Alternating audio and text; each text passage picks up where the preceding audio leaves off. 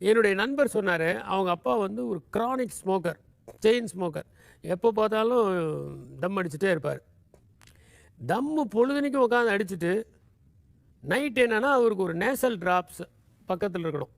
அவருக்கு வந்து நைட் ஆனாக்க மூச்சு விட முடியாது. இந்த ஸ்மோக் பண்ணிக்கிட்டே இருந்தால் அதனால் அந்த நேசல் ட்ராப் எடுத்து மூக்கில் விட்டுக்கு வரான். இது வந்து ஒரு விதி.